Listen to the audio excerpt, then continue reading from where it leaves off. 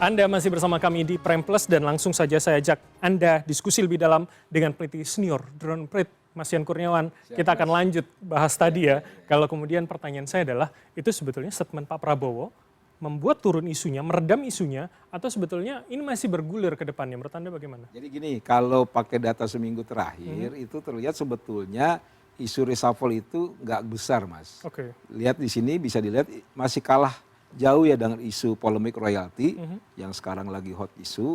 Terus kedua juga sama isunya amnesti abolisi juga masih kalah. Oke. Gitu. Terus sama terkait dengan penambahan kodam dan sebagainya juga masih kalah. Oke. Artinya ini menarik ini. Kenapa isu reshuffle itu kecil betul? Nah di slide selanjutnya saya mau kasih tahu kenapa itu bisa jadi kecil. Oke, kita geser. Jadi artinya secara gambaran kasar, kecilnya biasanya begini. Anda selalu menjelaskan kalau memang isu itu baru lahir, ya memang akan mulai secara bertahap. Artinya ada di posisi mana sekarang? Ini lahir ibaratnya bunga belum mekar udah layu, Mas. Oh gitu, jadi sudah diredam, dengan duluan. baik begitu ya? Iya begitu. Oke, kita lihat slide berikutnya. Teman-teman kita geser. Oke, jadi tren artikel dari media mainstream ini cukup menentukan ya artinya? Iya, jadi kurang lebih begini. Ini sebetulnya isu ini munculnya di tanggal 5. Tanggal 5 itu ramai di medsos. Oke. Ya, itu dampak dari rekonsiliasi dan abolisi itu. Yang kurang lebih itu kelompok kanan maupun kiri itu berharap. Jadi mereka memaknai yang namanya rekonsiliasi itu perwakilan mereka juga masuk. Oke. Terus kedua tuh ada statement dari Pak Roky Gerung bahwa nanti setelah tanggal 17 Agustus itu akan ada reshuffle kurang lebih seperti itu. Oke. Nah ini sebetulnya naik dia. Pembicaraannya. Pembicaraannya naik gitu. Tapi yang menarik adalah di tanggal 6 itu Pak Prabowo ngomong di rapat kabinetnya. Ada dua hal yang dia sampaikan gitu yang menarik media untuk memberitakan. Pertama itu adalah memuji para anak buahnya. Kerjanya udah oke nih kalian nih. Terus yang kedua adalah yang tidak berkeringat nggak boleh masuk kurang lebih seperti itu. Nah dua statement ini kurang lebih menurunkan langsung. Jadi ibaratnya isu kembang baru mekar sedikit, ada statement seperti itu langsung turun lagi. Makanya kita lihat di sini isunya langsung turun. Oke, jadi kurang statement itu disebutkan tanggal 6, tanggal 7 kemudian masuk dalam... Tanggal 6 disebutkan, tanggal 7 diberitakan gitu. Selanjutnya adalah turun. Jadi ramenya itu rame terkait dengan statementnya Pak Prabowo terkait dua hal tersebut itu rame di tanggal 7. Setelah itu respon media maupun percakapan relatif turun. Oke, jadi sebetulnya itu memang untuk merespon tadi kalau Anda katakan tanggal 5, tanggal 6 ada Roky Gerung di sana, ada harapan masih untuk bisa membersamai dari formal dan informal kalau saya pinjam bahasa Bang Rey tadi. Betul, betul. Kan harapannya dari kelompok kanan dan kiri gitu. Ya, ini bukan harapan resmi tapi harapan netizennya, para pendukungnya.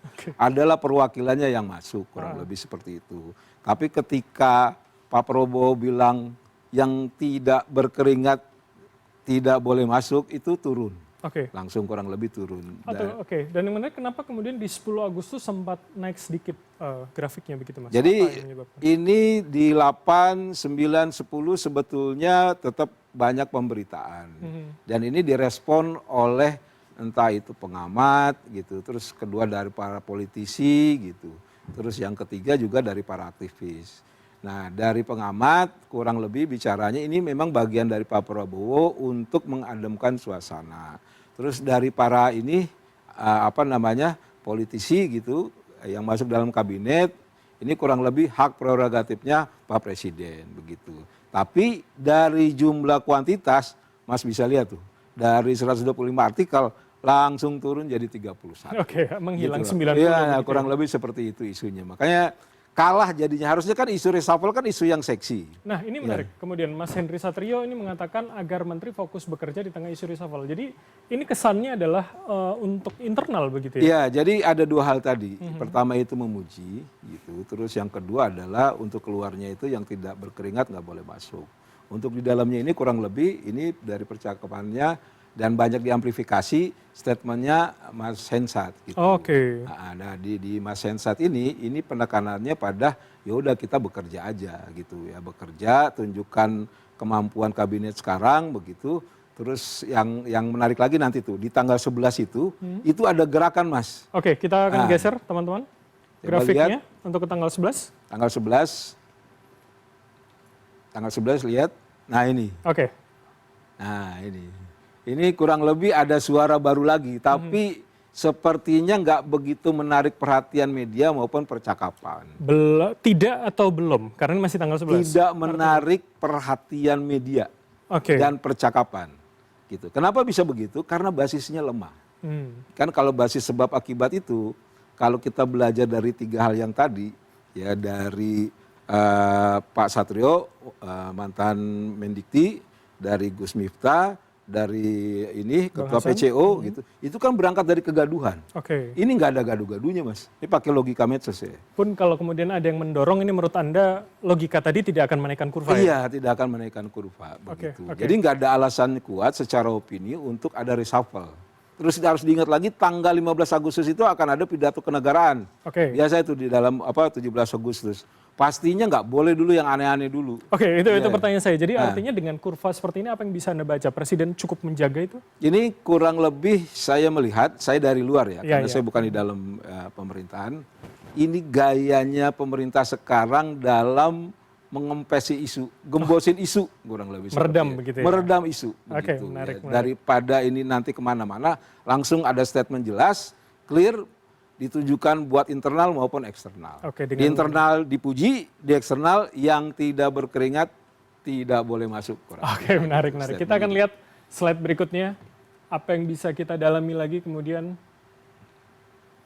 Apa yang bisa kita baca dari emotional reaction? Jadi gini, berdasarkan analisa emotion analysis dari percakapan publik itu, ada 2 yang paling besar, yaitu anticipation sama trust. Nah ini yang menarik adalah ini diinisiasi oleh kelompok-kelompok tertentu.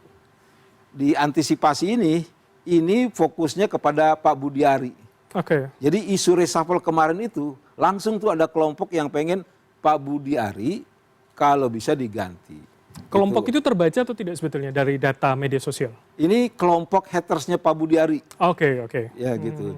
Jadi bahasa mereka adalah jadi nggak ya Pak Budiari, makanya antisipasi. Jadi gitu. Netizen bisa langsung membayangkan sebetulnya. Gitu. Jadi momentum reshuffle ini ada kelompok. Saya bilang kelompok ya, bukan kelompok Anies, Tom Lembong atau kelompoknya PDIP, enggak. Ini kelompok sendiri. Kenapa sendiri? Di situ ada pendukungnya Pak Prabowo padahal, pendukungnya Pak Jokowi padahal, yang ikut juga menyuarakan agar Pak Budiari itu diganti. Begitu. Itu ada nanti tuh di slide selanjutnya. Dan itu masuk kategori anticipation ya? Anticipation gitu. Terus yang kedua trust. Trust itu yakin. Maksudnya yakin gini. Yakin Anies tidak akan masuk gitu bahasanya. Kalau misalkan ya pendukungnya jaringannya Pak Jokowi masih ada di pemerintahan. Jadi maksud Anda trust ini setelah statement meredamnya Pak Prabowo tadi keluar? Iya gitu. Dan sebelum juga sudah ada, tapi ketika ini Pak Prabowo munculkan statement itu, mereka tambah yakin gitu, nggak mungkin masuk.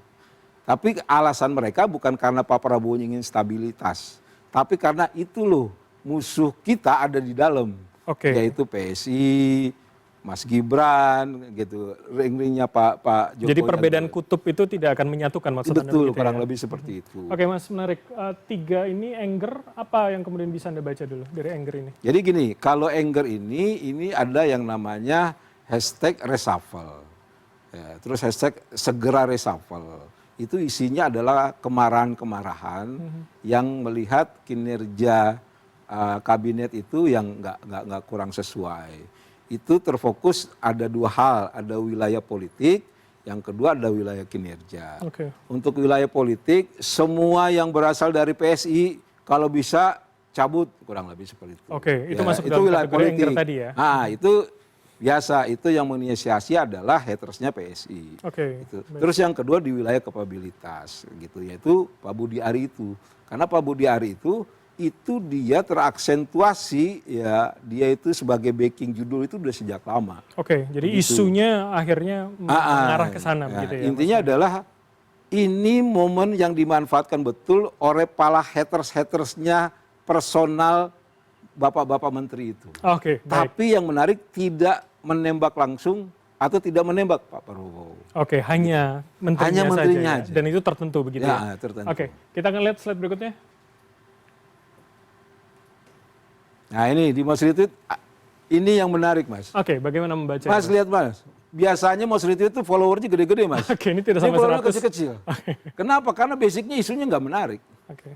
Gitu. Atau isunya udah naik, turun lagi. Karena ada peredam tadi. Ada peredam tadi, gitu. Ibaratnya gini, ini serangan, harusnya serangan besar, karena sudah ada ininya, peredamnya, akhirnya udah ya pasukan kecil-kecil aja lah yang maju, kurang lebih seperti itu. Oke. Yang followersnya itu sedikit-sedikit. Dan ini tergambarkan dari kemudian retweet-retweet ini. Retweet itu. Nah, yang menarik di sini adalah fokusnya ada dua, yaitu serang ke kelompok PSI yang ada di kementerian, terus yang kedua ada serang Pak Budi Ari. Oke, sama seperti tadi ya? Yang sama seperti kategorisasi. tadi. Nah, tapi ada hal. Coba next lagi.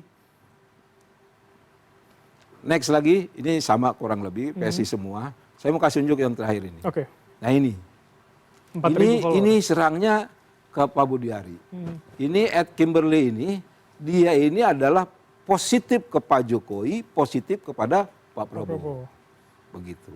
Tapi sama anak buahnya Pak Prabowo dan Pak Jokowi, Pak Budi Ari itu dia kalau bisa diganti. Gitu. Atau ini sebetulnya kalau yang tipe seperti ini teramplifikasinya seberapa besar pada netizen yang lain yang kemudian ini besar, tidak Mas. punya aktivitas politik dalam tweet sehari-harinya begitu, Mas Yan? Jadi gini, setiap influencer itu punya 3 ya kelompok pengikut. Oke. Pertama itu adalah influencer itu sendiri sesamanya gitu. Misalkan mau di Asmara dengan Neng Monica itu mereka tuh sama-sama pendukungnya dulu Pak Pak Anies Baswedan, itu saling retweet, saling follow begitu. Ya. Terus habis influencer adalah media.